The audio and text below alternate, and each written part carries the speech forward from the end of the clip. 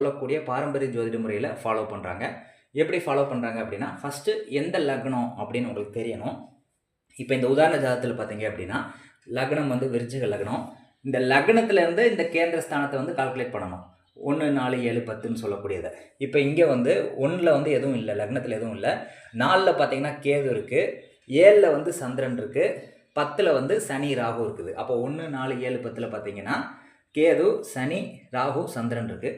2, 5, 8, 11ல் என்ன இருக்குன்னு பார்ப்போம். 2ல் எதுவும் இல்லை, 5ல் வந்து செவ்வாய், புதன், சுக்கிரன் இருக்குது, 8ல் எதுவும் இல்லை, 8ல் எதுவும் இல்லை, 11ல் எதுவும் இல்லை. அதனால் வந்து செவ்வாய், புதன், சுக்கிரன் மட்டும் 2, 5, 8, 11 வரக்கூடிய கேந்திரத்தில் வருது. அடுத்து 3ல் எதுவும் இல்லை, 6ல் வந்து சூரியன் இருக்குது, 9ல் வந்து குரு இருக்குது, 12ல் எதுவும் இல்லை. அப்போ 3, 6, 9, 12ல் சூரியன், குரு மட்டும் இருக்குது.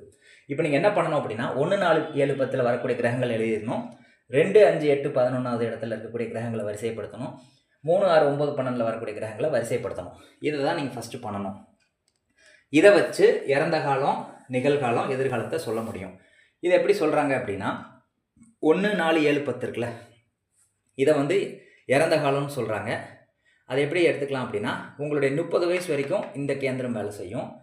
30லேருந்து 60 வயசு வரைக்கும் இந்த 2வது கேந்திரம்னு சொல்லக்கூடிய 2, 5, 8, 11 வேலை செய்யும். 3, 6, 9, 12 வந்து 60 வயசுக்கு மேலே வேலை செய்யக்கூடிய கேந்திரம் அப்படின்னு சொல்லி நம்ம எடுத்துக்கலாம். அதாவது உங்கள் 30 வயசுக்குள்ள நிகழக்கூடிய நிகழ்வுகளை வந்து 1, 4, 7, 10ல் இருக்கக்கூடிய கிரகங்கள் சொல்லுது. 30லேருந்து 60 வயசுக்குள்ளே நடக்கக்கூடிய சம்பவங்களை 2, 5, 8, 11ல் இருக்கக்கூடிய கிரகங்கள் சொல்லுது.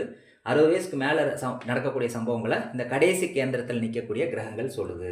இதில் என்ன சொல்கிறாங்க அப்படின்னா, சுப கிரகங்கள், இயற்கை சுபர்கள், இயற்கை பாவர்கள்னு எடுத்துக்கிறோம்ல, அந்த மாதிரி இயற்கை சுபர்கள் வந்து ஒரு கேந்திரம் ஃபுல்லாக கனெக்ட் ஆச்சு அப்படின்னா அந்த வாழ்க்கை வந்து ரொம்ப சூப்பராக இருக்கும்னு சொல்கிறாங்க. உதாரணத்துக்கு இப்போ இதில் பார்த்தீங்க அப்படின்னா 1, 4, 7, 10 எடுத்திங்கன்னா கேது, சனி, ராகு, சந்திரன், இதில் மேக்ஸிமம் பார்த்தீங்கன்னா பாவகிரகங்கள் அதிகமாக இருக்குது. இதே மாதிரி சுபகிரகங்கள் அதிகமாக இருந்தால் இந்த டைம் பீரியட் வந்து உங்களுக்கு நல்லா இருக்கும்னு சொல்லலாம். அதாவது 30 வயசு வரைக்கும் உங்கள் லைஃப் நல்லா இருக்கும்னு சொல்லலாம்.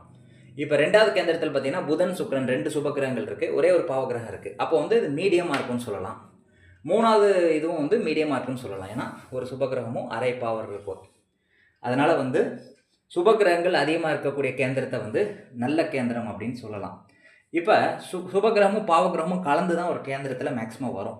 அப்படி வரும்போது மிக்ஸான பலன்கள் தான் அந்த குறிப்பிட்ட டைமில் நடக்கும் அப்படிங்கிறது தான் இதில் சொல்லப்படக்கூடிய விஷயங்கள். இது வந்து கான்செப்ட் உங்களுக்கு புரிஞ்சிருக்கும்னு நான் நம்புகிறேன்.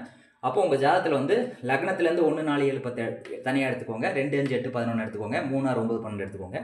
அதில் வரக்கூடிய கேந்திரத்தில் வரக்கூடிய கிரகங்களை வரிசைப்படுத்தி எழுதுங்க. அதில் சுப கிரகங்களோ பாவ கிரகங்களோ அதிகமாக இருக்குதா அப்படின்னு பாருங்கள்.